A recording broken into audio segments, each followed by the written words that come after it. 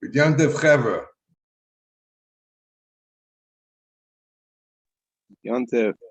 Good Yantiv. Good Yantiv. Good Yantiv.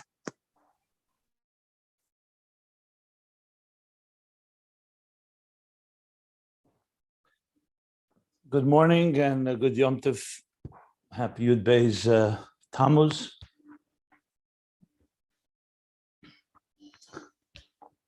A day when the Mesiras Nefesh for Yiddishkeit, for Judaism, for Torah, for Chassidus prevailed, teaching us that we can prevail over any challenge, whether it's from outside or from within, including the challenges of understanding Ayin Beis, even the deepest parts of it. So may everybody experience liberation and redemption in a personal way and a global way. Okay, so we're up to volume 3, page 1218, talking about the highest levels that we're able to even speak about, which also includes all the qualifications and abstractions and shlila muchletas, as I explained yesterday. In other words, trying to negate any type of real definitions there, and yet God is giving us something to hold on to. Chassidus giving us something to hold on to, which is not defined yet, but is the beginnings of what will ultimately become the definitions and structures of our existence.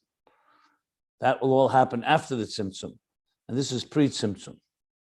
So the discussions around Ani Rishon, Ani Achren, Keser, and Malchus, which is really the parameters of the 10 spheres. Keser being the first, Malchus being the last. And this parameter, which of course is with the spheres in between, define the building blocks of all of existence. As we discussed, it begins with first a desire, or as he called it, Hisnaasus Atzmis, in a state that is somewhat revealed. First, it's in a state of concealed, but the state revealed. Then it develops into a ratzon, a desire, a wish, a will, and then becomes the actual building of the structure from Chachma to the conclusion, Malchus, which is the ultimate creative energy, the force that carries all the Keser Malchus all the way through Chachma, Bina, everything within Malchus to Yesod Malchus, Malchus of Malchus, which in turn is the creative force that will first go through a parsa, another partition, and then will actually create existence. In the general sense, that's from Atzilus to Biyah or Atzilus to Bria. But we learned that it's in every world, the same idea. Atzilus to Bria, Bria to Yitzira, Yitzira to Asiya, and as well higher up, Ak to Atzilus, and now from Lifnei Tzimtzum Malchus of Ein Sof to Keser of Ak. So in Malchus of Ein Sof, we're discussing what exactly is that comprised of. Since we said it consists of all the spheres, so this Keser Malchus, which we established is the Rotzen for Malchus, or the way he put it was Machshava v'Rotzen dana emlech, that first there's a desire that I shall rule, and then that will develop into Malchus of Malchus, Shiur Atzmei B'Koyach, which is the Goliv Galifus. So the two statements in the Zohar, Bereis Menusa de Malka, is the Keser of Malchus, in the beginning of the Rishus and Rotzen, that the king desires existence, or being a king over existence, is Keser of Malchus. Malchus of Malchus is the Goliv Galifu B'Tirei Law. As a result of that, he etched and envisioned the actual structure allocated within his own koyach, Shiur Atzmei B'Koyach, in his own potential. What will come, all the details that will come in the future. Kol ma she'osa li is b'chol shishtalshelus la'achrat tzimtzum. So there's a general principle here. And Ano Emlech comes before the Shiur Atzmei. Right.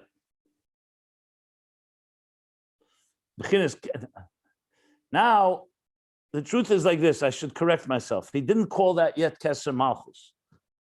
The Bereishim was the Malchus. No, he actually did. I'm sorry. He said the Bereishim was the Malchus Zebchin is Keser Malchus. The goal of Galifu He did say it explicitly. Okay, good. Then he goes and dissects it even further. Omnam, he says, Keser, Malchus, Taanug. The Ratzon and the Taanug.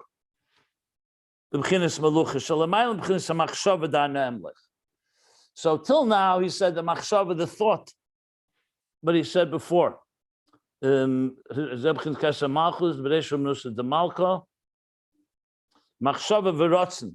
What he called before the machshava v'ratzon, now he says that the ratzon v'taanug is higher than the machshava, than the thought of I shall rule. So zeh b'chinas ratzon goli b'atzmuse, because that thought is already a revealed desire. In other words, a revealed desire, I want to rule.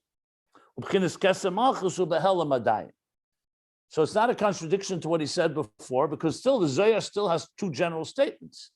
Bereishur Menusa Demalka and Goliv Galifu. So he's dissecting now the Reishur Menusa Demalka, that itself, you can divide between Ratzon and that which is higher than Ratzon, which is still in a state of concealment. And it's only a Taanug in Hamalucha, as I explained yesterday. A Taanug can be something that's embedded in the essence of an individual, and it's not in any way revealed. Ratzon, by definition, means you want. That means there's some form of being drawn to it. Whereas Taanug doesn't mean you're drawn to it. It just means it's who you are. The Taanug will be the cause for the Ratzon, as I explained yesterday. So Taanug should not be confused just with the word pleasure, even though it has that meaning, but look at it from the top down. Pleasure not as, oh, I enjoy this, but pleasure as, why fundamentally do you enjoy something? Where is this fundamental concept of pleasure? So by the Eibishter, the pleasure is, as we're going to learn in the parentheses, as we learned, the pleasure of Torah mitzvahs. That's what the Eibishter wanted. It's not a matter of the reason or logic. The Sava, he says the word, he says, it arose, the Allah HaTaanug.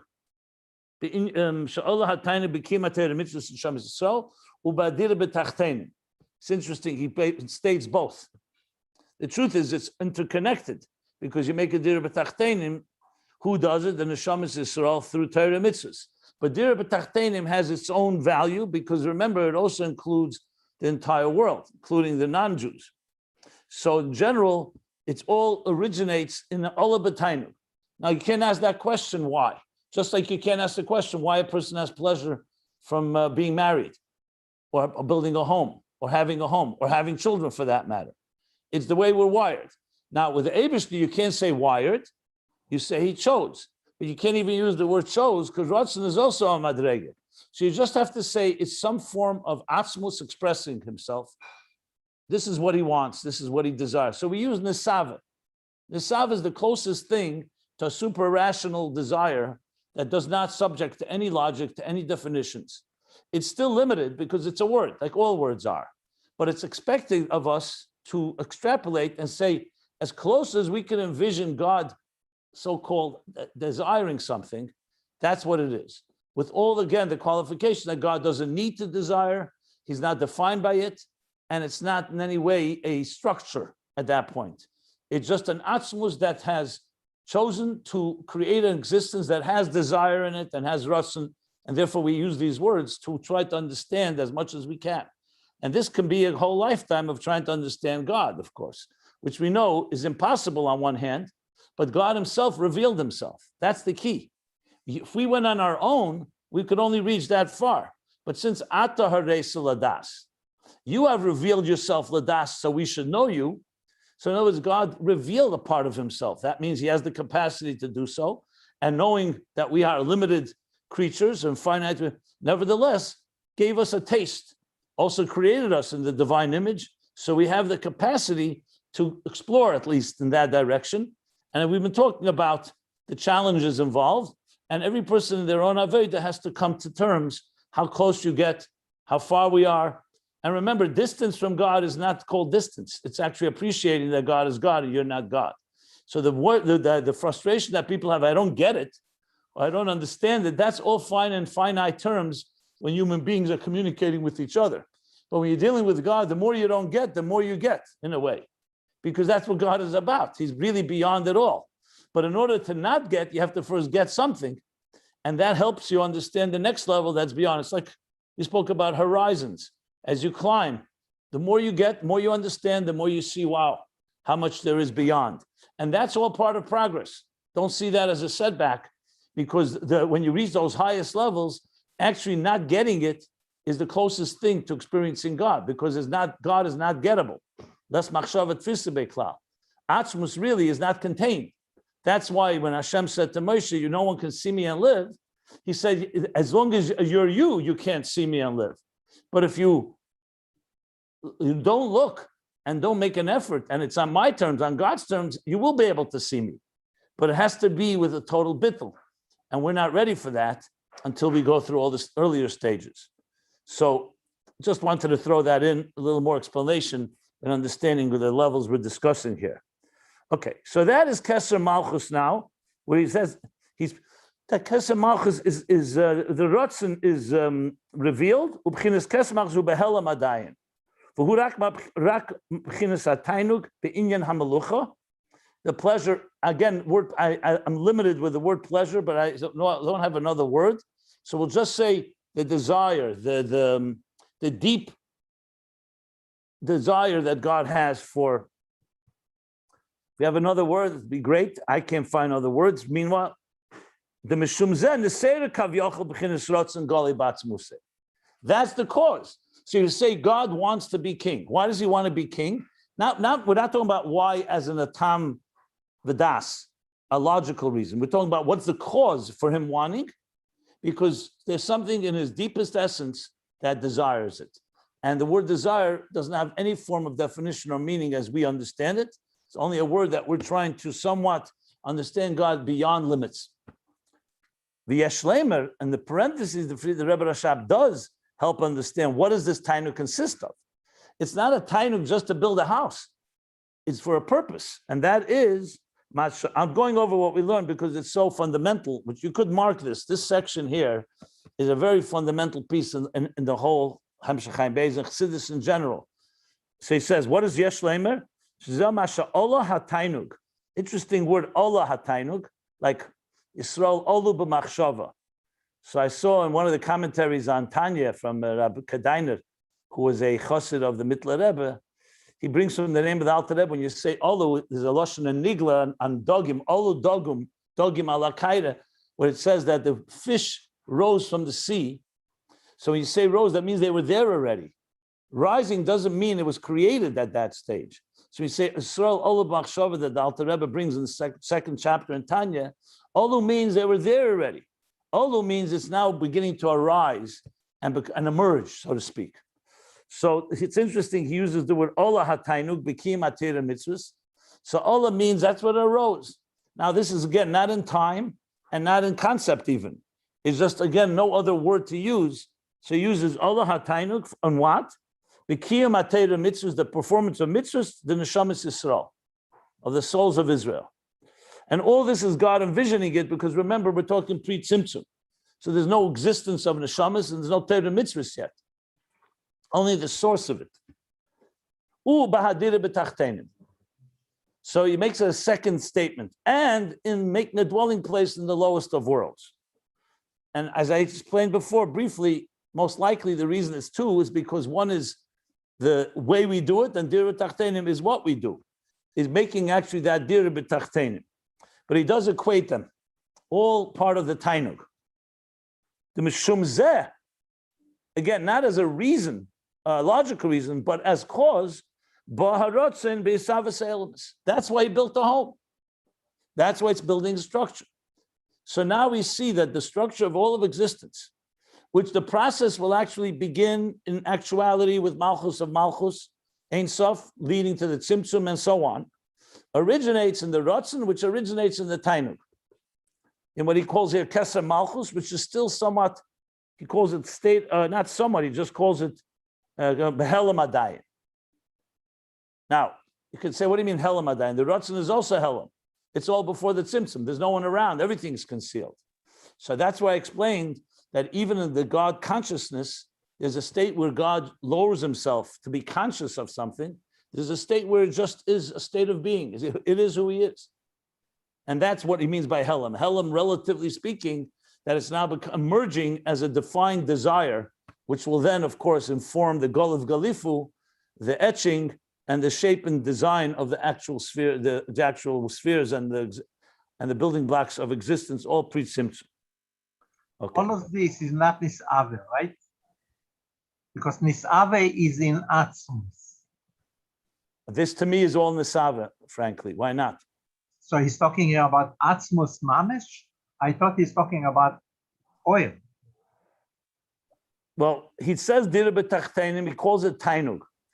Nisava itself is also a discussion. When you say Nisava, Atzmus is Baruch, does it mean in Atzmus, can we call it a Taiva, or in Oyer it becomes a Nisava?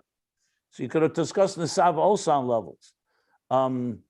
It definitely originates in Nisava. But Poel, he's talking Keser Malchus. So that's already a level. So I would say it's how Nisava manifests in Taanug of Keser Malchus, if you wish. Let's put it more accurately, correct. And in Atzmus, you altogether can't talk about anything. Here, at least, we're talking about it in this fashion. So it could be the mere fact that we talk about Nisava is already not Atzmus. It means it's Oyer, because we could talk about it. But here he says clearly it's Keser Malchus. You have to say it's in the levels of the highest levels of Erein Sof L'fnei HaTzimtzum. Yeah. Not Atzmus built in Metzias Nimtza that precedes. Because here's a question, if you really want a big one. Is there a level higher than Nisava? HaKadosh Baruch Hu Liyas did it, is Baruch did it b'tachtein. Is Atzmus one and Nisava one? Or Nisava happens within Atzmus and then, so you see, it's not a simple discussion. And no one ever resolved this question, frankly. My theory on it is that as soon as you say Nisava, you're already saying something.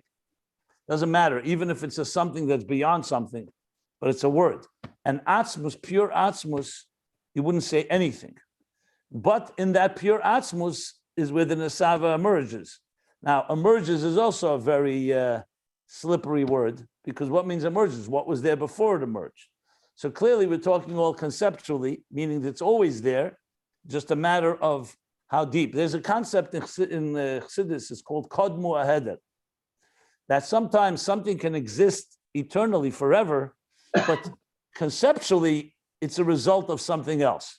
Like, for example, if you had an infinite pole, it would cast an infinite shadow, and the shadow comes together with the pole, but no one would ever say that the shadow created itself.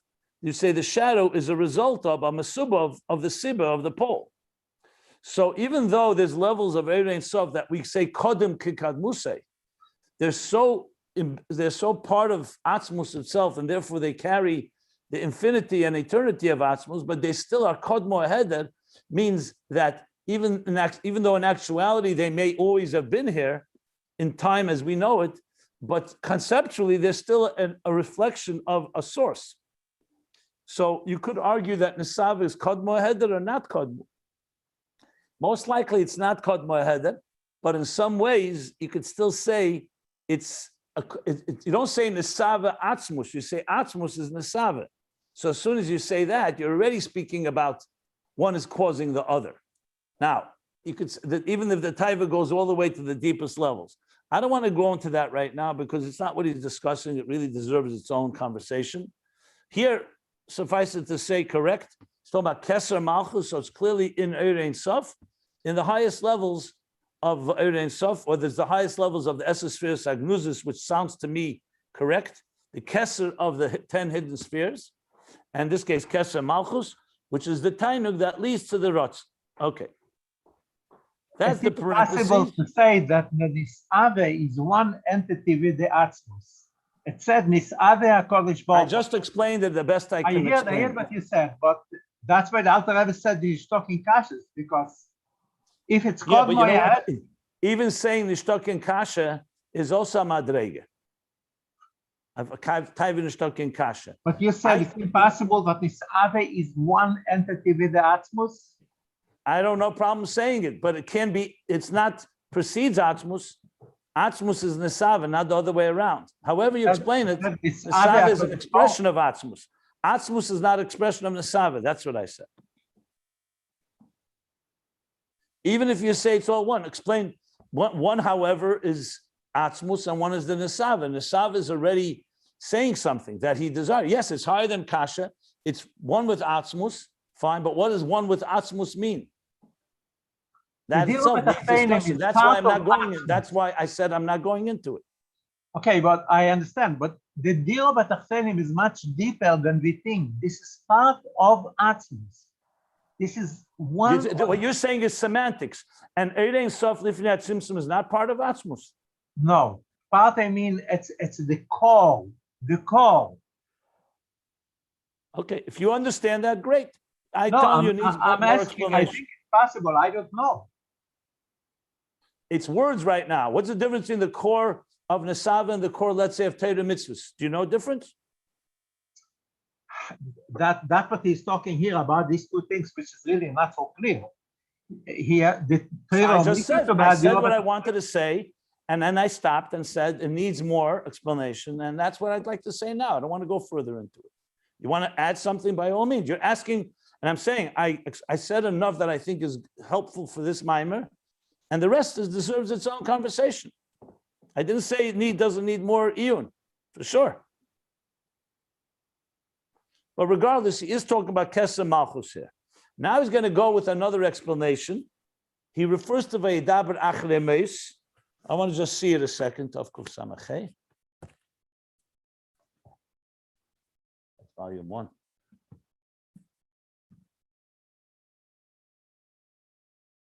Well, just 1 second. I want to look up what he says in Tavkuf Samachay. I think the page is wrong with the mime, if I'm correct. Yeah, it's not Tavkuf Samachay. It's probably Tavkuf Samachay. 1 second.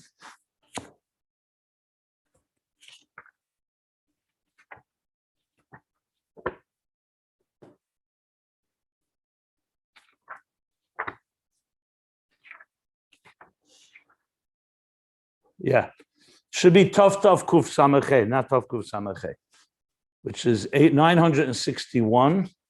Want to just see what he says there. Oh yeah, of course. That's what I was looking up. Yeah. I don't know how many of you remember what we learned back then, but it was not simple. That I can tell you. 1 second.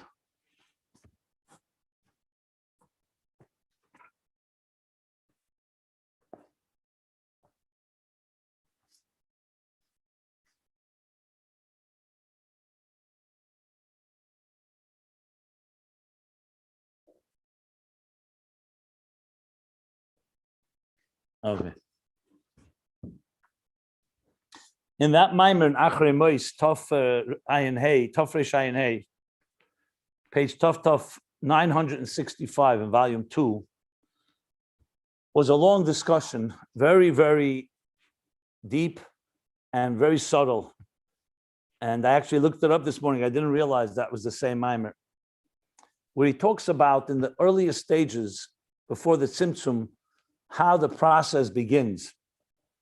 And there he makes the case that it all has to begin with Chafetz Chesed, that God has to want to do kindness, that there's something about some core level of Chesed that drives the whole force that will ultimately create the Ratzon L'Melucha and the Shir Atzmei B'Keach. He talks there about Kamayim Aponim L'Ponim, Kein Lev Adam La'Adam, where he talks about how the original God envisioning the pleasure that he will get from tzaddikim and from mitzvahs and so on. So it's something that deserves looking into. If you want to look into it, there's definitely worth studying it, especially pages, as I said, 965, 966, and then 971 and 72, 971 and 972. Where he talks about this, because remember, there's an expression, who did God consult about the creation of the world? The neshamas of tzaddikim. The problem is there were no neshamas to consult. So there, the explanation is that he envisioned who he's going to consult. So that becomes a whole other theological quandary. If he's envisioning who he's consulting, what starts? Does it start with the envisioning or with the consulting? So which one is the cause of which? And he discusses that in relative length. I refer you to read it. It'll be quite intricate for me to go into right now, but it's relevant to our discussion because it's the early stirrings of the early roots of where everything starts emerging in the so-called pre-Tzimtzum divine superconsciousness, if you wish. And then on page 971, he talks about it very specifically, that this is what God envisions, the Taanug that will be from the halas man, from the avodah that will come later, which in turn awakens and stimulates halas man minei yibei within God, the process that he should want to be a melech.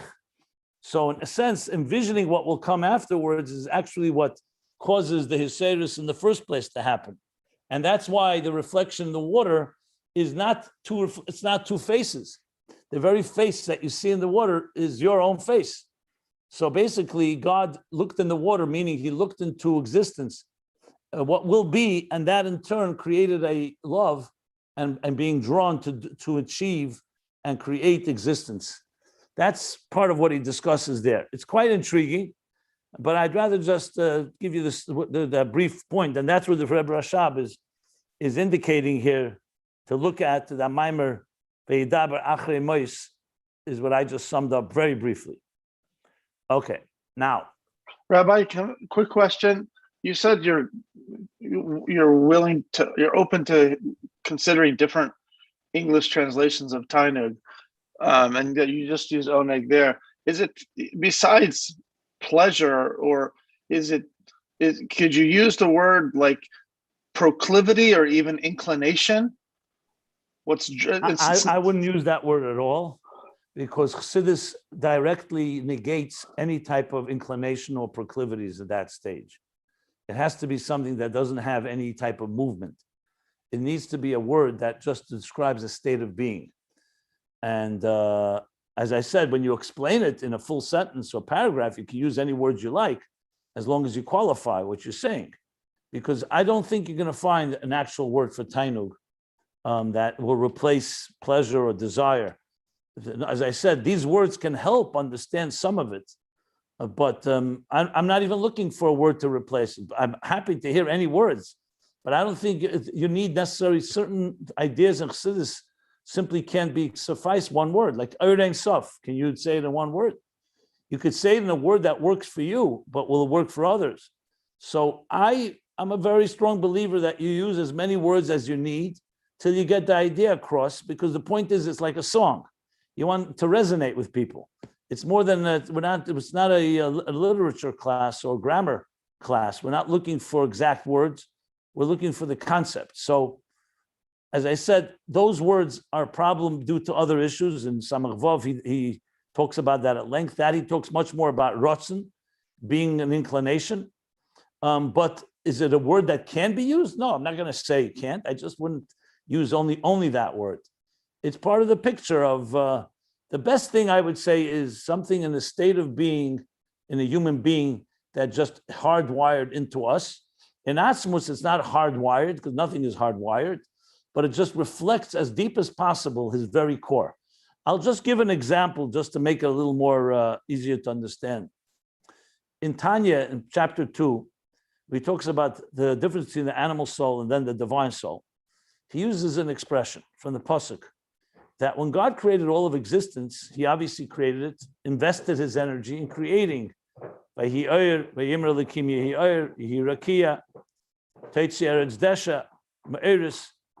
one of the 6 days, the creations of that day, God created, God, the only one creator. Generally speaking, we say he created it with speech. Statements. Or Vayedaber b'dvar Hashem shamayim nasu, words and the utterances and statements from God. But then when it came to the human being, Alter Rebbe brings and then quotes Zohar, Vayipach ba'apov nishmas chayim. Vayipach means from the word neficha, he blew, he breathed, ba'apov, in the nostrils of this piece of clay, offer min ha'adama, He blew in and breathed in nishmas chaim, a soul of life. And this created Adam, the human being, Adam the nefesh chaya, a living entity. So let me ask you a question. And what did he do by an animal? An animal also breathes, also has a soul or a spirit. So you could say, yes, Semeach Chai and Daimim. I'm sorry, Semeach and Daimim, even there too, God also created. Semeach grows. Daimim doesn't grow, but it's still an entity. But fine. So what was unique about Vayipach Ba'apav Nishmas Chaim in contrast to all the words that God said he also came from his breath? Words also come from within God. And especially we talk about an animal that breathes. It actually is a living, breathing entity. So how's the difference between nefesh chaya of an animal, nefesh chaya of a human? So the Zohar says, brings the Alter Rebbe, that nafach has a particular type of intensity. When a person speaks, yes, it's coming from within you. It's your thoughts, your ideas, also your breath, but it's not, you don't blowing it. It's not intense. When you say vayipach, it means it's like someone taking a very intense. Now, of course, it's a muscle that God instilled and imbued in the human being a deeper part of himself that he did not invest in the other parts of creation. So everything is created by God. Everything is God's handiwork. But the human soul, the soul, Tzelem Elokim, has something about godly, a deeper godly dimension than the rest of existence. Now, this needs good explanation. What does that mean? There's only one God, Hashem Echad, and everything is equal in the eyes of God. And yet, we see this expression. We see that God did invest more of himself, so to speak, within the human than in the creation. That's why the human being has the power to make a dira b'tachteinu. We have the power, limshel, to rule, as we learned earlier, Malchus, to rule over Dagim Shebayam, over all the creatures of the world, even though they're stronger than us and more fierce and more powerful and larger. We have something, the ingenuity, of course, the mind, but it comes from the soul. My point that I'm saying is that even explaining that needs a lot of explanation. But you do see that there are levels. My point is, obviously, we're talking a lot higher here, but the same idea that you're talking about deeper levels that are reflective of the divine. You can speak about the divine wanting a home, a creation. Daimim Sameach Chaim, it wants to have life forces.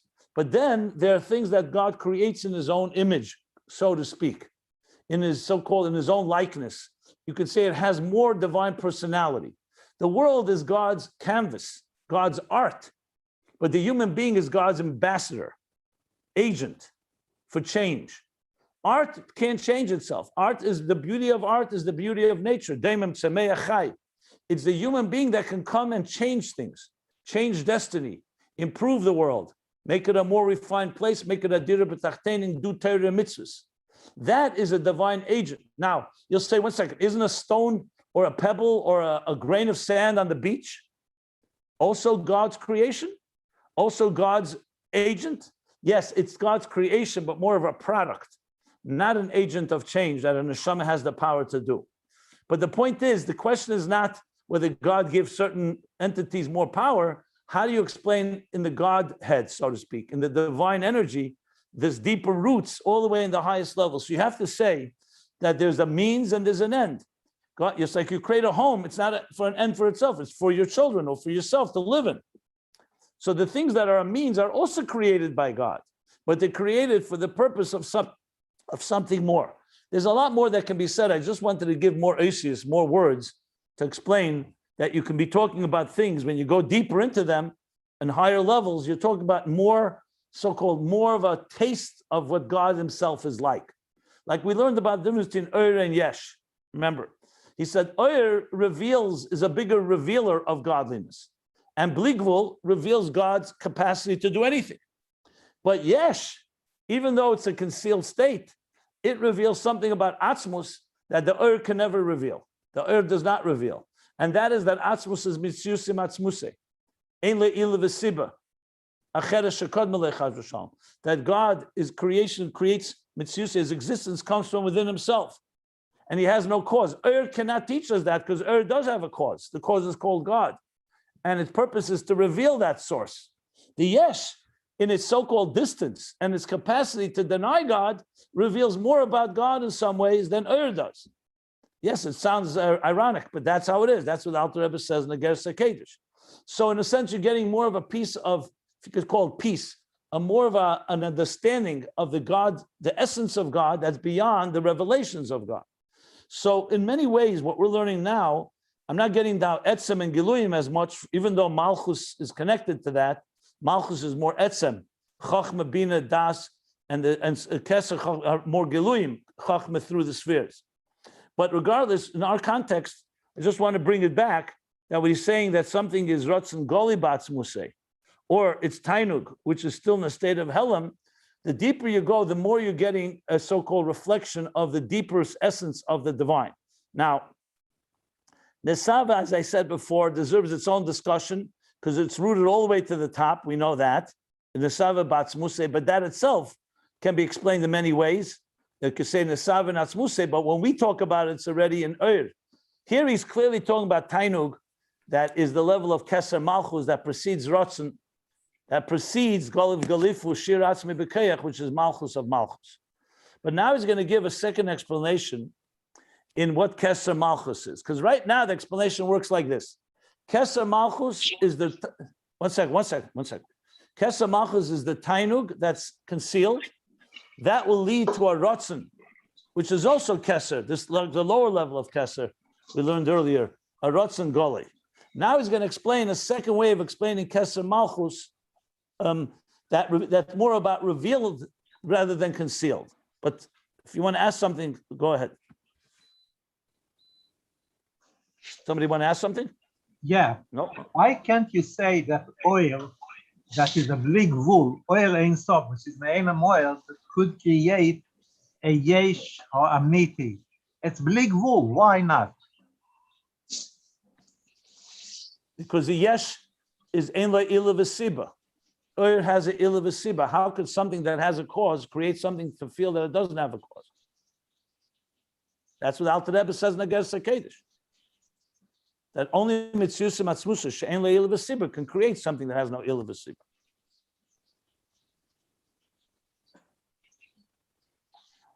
Sunlight can only reveal the sun. It can't create a frog.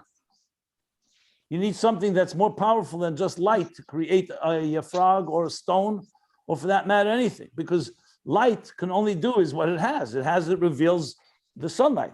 Now, the Koyach Atzmus travels through Oyer, but not Oyer on its own. But I don't want to digress. Let's go back to where we're up to here. Okay, good. So now he says like this, Oy. The line begins, B'Savas Elmis. Another way to explain Keser Malchus is like this. The B'chinas Keser Malchus, who his galus ba'atzmusei. Before he said Helam, it's a revelation in Atzmusei. It reveals his galus ba'atzmusei, the B'chinas Hisnaasus Atzmis Kavyochel, the level of Hisnaasus Atzmis Kavyochel. That's what it does. Okay, so now he's adding this galus. Now this makes it more similar to what we learned on page 2 pages back, 1216. What did he say there? He said there's a level of Hisnaasus Atzmis. In the top of the paragraph, if you look, he says that there's a level of Hisnaasus Atzmis that's behelam ba'atzmei, meaning it's not even revealed to himself. It's in a dormant state, so to speak. In Atzmus or in Ein Sof, you would say it's a level that's it's not reached yet the state of consciousness or state of awareness or gili. And then the Chtori, he says, is Galus Hisnaasus, which is Keser Malchus. And Keser has 2 levels. The revelation of Hisnaasus Atzmis is Atik. And the second level is Ratzon, which is Arich. So in the first explanation here, he said Keser Malchus is concealed, and the Ratzon is the revealed second state. He says, and you could also say Keser Malchus is already the revelation ba'atzmusei in Ein Sof, before the Tzimtzum, the level of Hisnaasus Atzmis Kavyochel. So now it become so-called inherent self. It's aware of its own transcendent, exalted state. Not Hisnaasus Atzmis. That will come in Malchus. Malchus of Ayin, Malchus of Malchus. That will come when it actually relates to existence. But now it's the very fact that there's a transcendent, exalted state.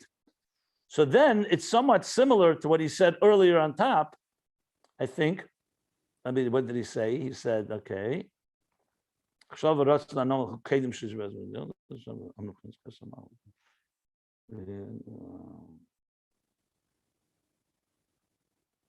Yeah, that fits more to the words Reish Menusa de Malka.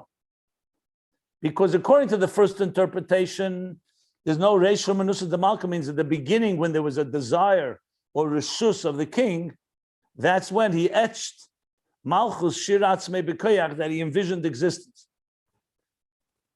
So where do you have there room for Taanug? That's Helen.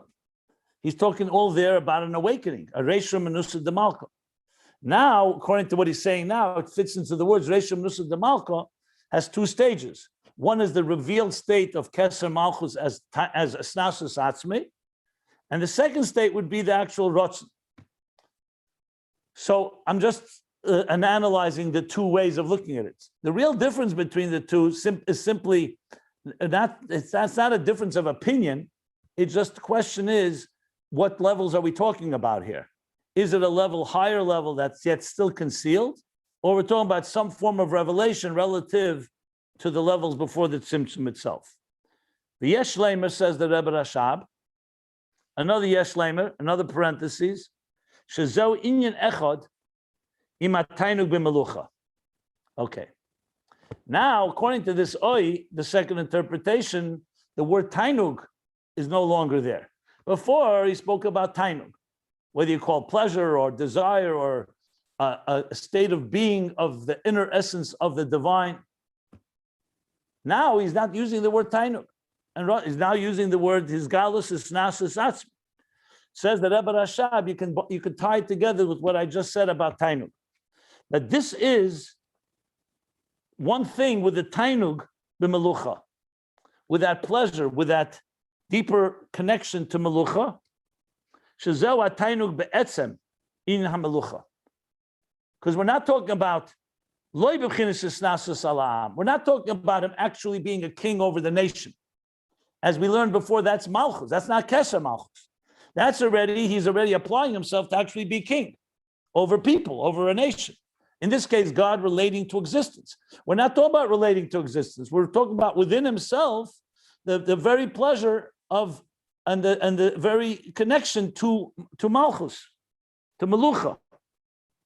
So he connects that revelation of Hisnaasus Atzmis is connecting to the Taanug and Melucha, because it's a Taanug for the very concept of Melucha, not as Melucha relates to something. So he really is connecting both interpretations here. So in other words, before what we said, Taanug, which was still a state of concealment, is very much connected to the Hisnaasus Atzmis. The question is it concealed or is it revealed? That's what he adds in the parentheses. Okay. V'zehu, either way, Keser Malchus of Taanug or his Galus Hisnaasus Atzmis, either way, v'zehu l'mayla adayin m'bchinas rotzen l'melucha. This is still above and precedes the desire for kingship, which we said was already being drawn to it, a desire to it, is more than just recognizing its value or appreciating the Hisnaasus Atzmis. The Yesh Leimer, a third Yesh Leimer now, another parenthesis, Shazerin HaMelucha. Concealed or revealed, it's the same. So let me. We decided, because there are many people learning. Let me finish. So I don't want to confuse people. Let me finish, and then we'll take all the questions. 1 second. So he says, and the Rebbe Rashab is also going to now associate this as well. Remember, all these were parentheses where he brought neshamas, mitzvahs, dir v'tachtenim, the connection with Taanug and Melucha. He now says this Yeshlem shezein hamelucha al neshamas. That this inyan rotzen lemelucha looks like not lemayla dayin. Lemelucha al neshamas means he's already associating with souls. Till now, we didn't speak about neshamas. We only spoke about the taanug that he will have from neshamas. But now we're talking about a ratzon l'melucha that is talking about a ratzon l'melucha. So he says that's a melucha al neshamas. That's the ratzon of melucha al neshamas. Meaning, I assume that he means to say, I have to look in Vayetze Yaakov. This says, Ayin mashn is bar leil dibra masel Vayetze Yaakov. Let me look a second. Because I assume he's distinguishing the neshamas now from the rest of the world. Is that possible? One second, give me 1 minute. Vayetze.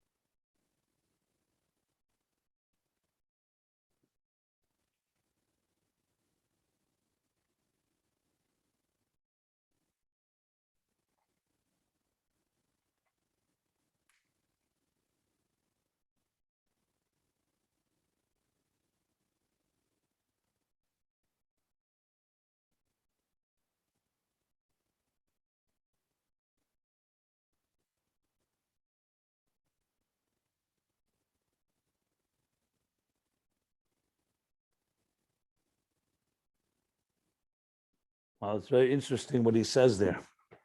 He says there another level that we have not yet discussed here.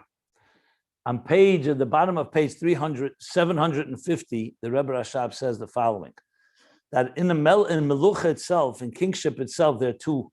There's a kingship over ministers and the kingship over the nation.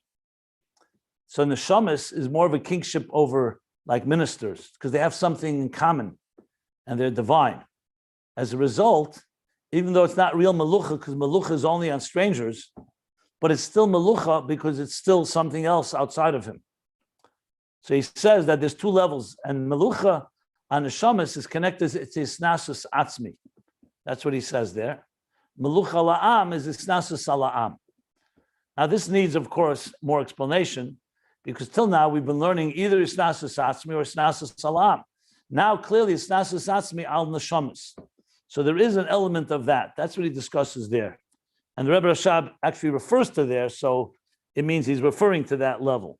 So based on that, I'm wondering whether this parentheses, is it going on Rotzen L'Melucha, or is it going on the Hisnaasus Atzmis and his Galus Ba'atzmi and the Taanug? Hisnaasus Atzmis. You said it yourself now. Of course, Hisnaasus Atzmis, not Hisnaasus ala'am. That's not what I'm asking. So please let me speak, because I don't want to confuse anybody here. Let me speak it out. This parentheses, I initially thought maybe he's going after the words Rotzen L'Melucha. So now it's a lower level. The Taanug L'Melucha, Hisnaasus Atzmis, is all about the Eibishter's exalted and transcendent state, period. Rotzen L'Melucha is now connected Melucha al Neshamas. And then there's going to be lower levels. That's what I initially thought. When I look in the Vayetze Maimer, he says that the Neshamas is connected to Hisnaasus Atzmis. So then this parentheses may refer actually to Zehu L'Mayla Dayin, not to Rotzen L'Melucha, that which is higher. I still am not sure, because the fact is it comes after Rotzen L'Melucha, because he could have said this parentheses earlier. So the fact that he said it here, it could be that he means the following. There's a Taanug or Hisnaasus Atzmis that's revealed, that's one level. Then comes a Rotzen L'Melucha, which is an extension of that. And that's the Hisnaasus al Atzmis as it relates to souls.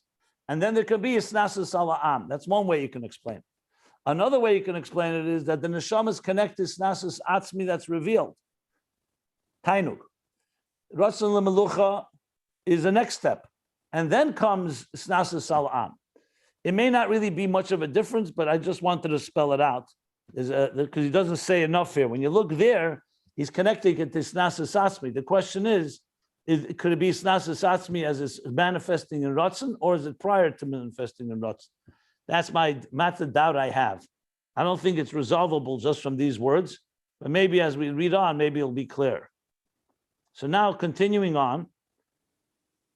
I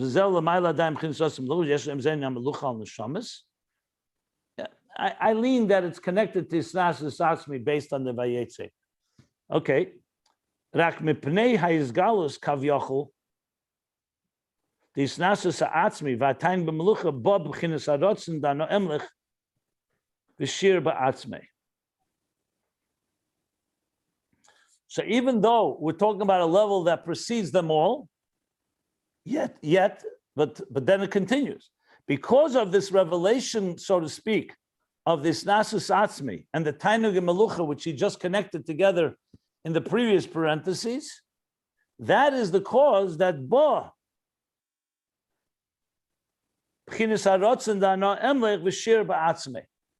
that will then bring the Rotzen that I want to rule, and Shir Ba'atzmei, the allocating or the envisioning of the resources of everything that will come. Shir Ba'atzmei, as we spoke before, Golav Galifu, the Malchus, Sheba Malchus. Okay. So the Rebbe Rashab concluded now, didn't conclude yet, but he gave us the picture of how things are before the Tzimtzum. So just to sum it up, and then I'll stop if anyone has questions. There's Keser Malchus, there's Malchus Sheba Malchus. So the stages go like this. Bereishur Menusa de Malka refers to, first he said the Rotzen, Dano Emlech. Then he explained that it includes the Keser Malchus. That's Keser Malchus, which, let me correct myself, that is Keser Malchus. Bereishur Menusa de Malka, that in the beginning of the desire and the reshus and permission of the king, that's Keser Malchus, which includes first a level that is concealed, the Taanug, and then revealed Rotzen, or revealed Hisnaasus Atzmis, which is also connected to Taanug, and then the desire, the Rotzen. And that then leads to Shir Atzmei B'Keyach, Goliv Galifu B'Tirei Lo, Shir Atzmei B'Keyach, where the God is actually envisioning the empire, his nation existence. And that's already Hisnaasus. He's beginning to relate to the Hisnaasus Al-Am, not just the Hisnaasus Atzmi, not just as it is in his core self, but also as it relates to others. That's until you have Keser, Keser Malchus all the way to Malchus Sheba Malchus. He's now going to explain it in the verse Ani Rishon v'Ani Achar. But if anybody has any questions, let's take them. I would like you to make it clear. The first thing what he said about that is this is other is Galus Atzmoi or it's a Helem. I think that both are the same, but the question is, what are you emphasizing? The Helem is not for him. What's that? Are you repeating what I'm saying, or you have a question? I'm asking you if I'm saying it in the right way. I want you to tell me if this is the right way. This is the same thing. The Hisgalus Atzmoi and the Helem are the same Darge, but the Hisgalus Atzmoi, you're making the Dogish and Hisgalus Atzmoi, and the Helem is, you're not Madgish this, but it's a Helem for Lamato. Is this correct? I would not say that. It's two different Darges? The Rebbe Rashab uses the word Oi. I know. Or means a different explanation. So are they connected? They can make which means this is a different emphasis, or it's the same thing. But that's my question. So why does he use Oi? If it's the same thing, why did he use Oi? Because the question is the receiver. What are you receiving? Are you receiving the Helem, or you are receiving that this is Galus Atzmoi? So fine. So either way, there's an Oi. Fine. All he did in the parentheses was connect Taanug to Hisnaasus Atzmi. He says, Yeshlem Ayin Echad Taanug b'Melucha. So yes, in the parentheses, it sounds like he's connecting these two, the before the Oy and after the Oy. So fine, you can explain it either as two different levels, or as I did say, that it talks about what you're emphasizing. It's fine to say it either way. Okay, and the second thing, the parentheses sounds like it is, he's connecting the two, yes. And the second thing that what you spoke about, Ala Neshamais, Hisnaasus Ala Neshamais. I heard everything that you said, but it sounds, and I don't know if I'm right, that the first target, that it's not Hisnaasus al-Am, that this is Hisnaasus Atzmis is al nishomas, because the nishomas are maybe not a dvorim zorim. Is that correct to say it or not? I said what I said. If you're saying what I said, yes. If you're not saying what I said, I don't know. Okay, fine. Thank you. I mean, I looked in the Maimon Vayetze. I suggest you look there, because From that's the where Maimer, you said it. It sounded like this. okay, but it still could be looked at and seen to see maybe something deeper. I gave two ways of understanding it. It could either be the Ratzon L'Melucha, which is also an extension of Hisnaasus Atzmis, or it could be the level of Hisnaasus Atzmis. I think both are legitimate, and they may both be the same thing anyway, because as soon as you say Hisnaasus Atzmis, it's not 100% clear. Is lower. Okay. I would look at Vayetze regardless. Any other questions? I understand that from at least in particular the last 5 minutes, the Taanug and Hisnaasus Atzmis are very related. They're very close to each other in terms of the levels. But which Rebbe Rashab said that explicitly in the second parenthesis. I know. All right, exactly. But my question is, which precedes the other? First I had understood that Taanug precedes Hisnaasus Atzmis, but now it seems like maybe it's I don't know if it's the opposite, but can you elaborate on that? Is that semantics? What difference does it make? Tell me how you would understand the difference. Well, I mean, forgive me, this is going to be coarse. I mean, because I don't articulate these things as well as you do, but it seems like Hisnaasus Atzmis is more separate from the creation. And I know these are very, very fine distinctions, but it seems like Hisnaasus Atzmis is more distant, more separate from the creation process, rather than, and Taanug is you're calling it a pleasure, desire, that there should be a creation. In that sense, it seems like that is closer, if you will, to in the creation process, to the creation itself. On the other hand, you could say there's a pleasure, a desire for creation, and that sets the process in motion by which the Eibishter says, okay, first of all, I need to separate myself as a king, as a creator. I can't even begin the creative process until I have separated myself. I've elevated myself as Hisnaasus Atzmis. So that suggests that Hisnaasus Atzmis precedes Taanug. So I know they're related, but One second. What you just said sounds the opposite. Taanug precedes Hisnaasus Atzmis. Right. Yeah. True. So that's what yes. Yeah. So the answer is both are possible. Generally speaking, because Nesava Kadosh Baruch Hu we understand as being the highest level, I would probably lean on saying that Nesava comes first, and Hisnaasus Atzmis is already a state, whereas you put it correctly, God is putting himself in the position of creator and being above and beyond. But I wouldn't call it creator at this point. That God, the very state that you're saying God is exalted is already a madrega, is already a level. So I would probably lean that Taanug comes first, but you could easily explain it both ways. Maybe there's both elements. You know, Taanug, as he called it, Behelam, sounds very much that there's no revealed state of Hisnaasus Atzmis. But it doesn't mean there is no Hisnaasus Atzmis. We learned before there's Hisnaasus Atzmis Behelam. So Hisnaasus Atzmis also has two states. When he's not even aware of it, it's there, but he's not aware. And then when it gets revealed. So at this point, you could say there's Taanug on both levels too. There's Taanug when it's concealed and Taanug when the Taanug gets revealed. And then comes Ratzon. So it could very well be they're synonymous. Could be one causes the other. That's a good discussion. And that's why I said, let's not just keep it to semantics. Each one has another explanation than the other. There's nothing definitive here to say one or the other. I think it comes down to how we understand the process.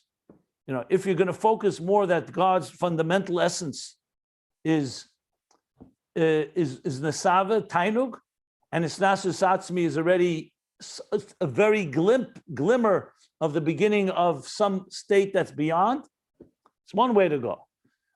It seems to me that's the correct, because Taanug seems to be more distant and removed then Hisnaasus Atzmis, with even though it's removed and it's not al ha'am, it's not a king on the people and the nation, but it's already something that you could say, at least in his inner sanctum, he's already a king in his own mind or in his own consciousness. So it sounds to me like a step that follows Taanug. But there definitely, he says, inyan echad. So the question is how you define inyan echad. Is it actually one, or one leads to the other? Maybe you could also say they come together. You could say they're equal, literally equal, two aspects. One is Hisnaasus Atzmis, and the second, that why is there Hisnaasus Atzmis? Because it's very much who he is. Two sides of the same coin. Yeah, maybe. Thank you. Maybe this gives more explanation in the Helem and in the Hisgalus, that the Helem is the higher level that we said just now in the Taanug that is not even connected at all. Yeah, that's why I think it's important to go back to the Maimorim that he's referring to, Achrei Mois and Vayetze, because it could be there'll be hints there that can help understand some of this, because there's some things here that are definitely not spelled out entirely. It's left more to our explanation. So my approach would be, I would go back to those Maimorim, learn them more in depth, and then come back and see how that informs the picture here. Before really coming to full conclusiveness. And if we don't have something conclusive, it could very well be that all this is legitimate conversation in many aspects of how this works. It's fine. There's nothing wrong with that. If the Rebbe himself, the Rebbe Rashab himself, does not spell out one way, it could very well be that you can explain it several ways. That's not a problem, by the way.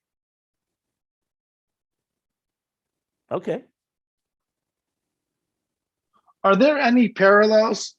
And this may be a completely off the charts question, but I want to ask, are there any parallels to what we're talking about here in the essence, the nature of God? You call it the Godhead, the very pinnacle of it all. Are there any parallels we can draw to our own neshamas? Or is this I gave you yesterday an example. When a person looks at how how God-centric their lives are, you have to find in your avodah a taste or a similarity of this, like the level of bittul a person may have, the focus on what you're getting for it, how much is it completely doing it for God, the element of what I spoke about, the focus on asher kedushaну b'mitzvah, God's mitzvah, or the focus on the details of the mitzvah. It all comes down to how you apply it to your own personal life. There's no black and white answer to that. It all is relative to who you are and how you can take this and apply it in some way in your levels of bittul.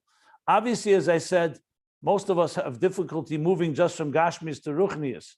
You're talking here the highest levels. But relative speaking, as I said, Ani nevresi l'shamash eskeni, Ani lo nevresi ela l'shamash eskeni.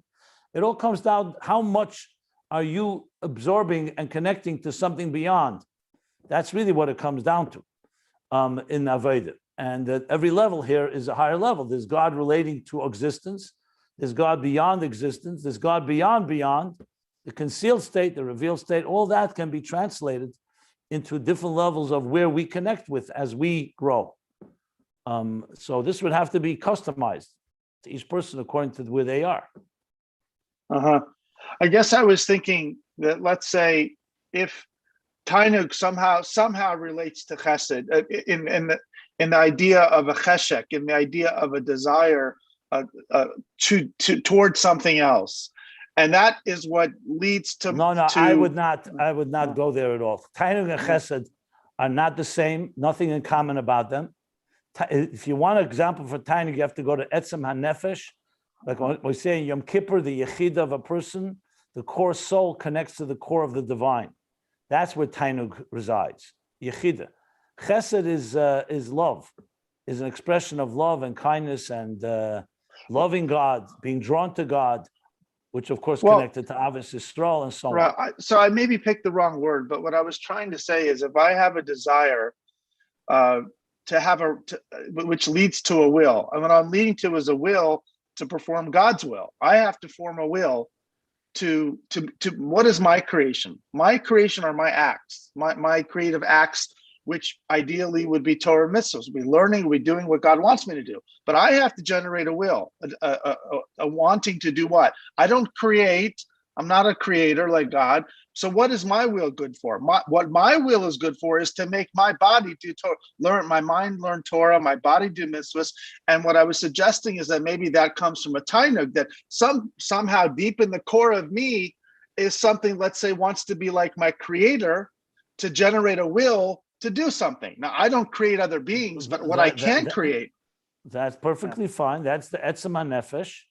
Ava Mesuteres, as he calls it in Tanya, the core inner concealed connection and desire to be one with God, correct? And that in turn awakens a desire, a rotzen, which in turn comes into implementation, Malchus, and actual implementation. That's fine. That's a fine application. But you know what? You could say that also to Keser, Malchus, and Avasiya. What you just said is not unique to before the Tzimtzum. That what you just said is all Keser, Malchus work that way. Keser is Taanug, Rotz and Atik and Arich, Taanug and Rotzen. That leads to an action. So for most of us, it's really Keser, Atik, Arich, the spheres, and Malchus of Asiya. But it's correct to say what you just said. In Lifnei Tzimtzum is a whole different dimension, because there's nothing but God. So what you described to me was the avodah of Keser, Atik, Arich, Chachma, Bina, and spheres to Malchus of Asiya. Okay, thank you. Okay, so we'll stop here before the words V'zeu ani rishin, closer to 2/3 down, page 1218.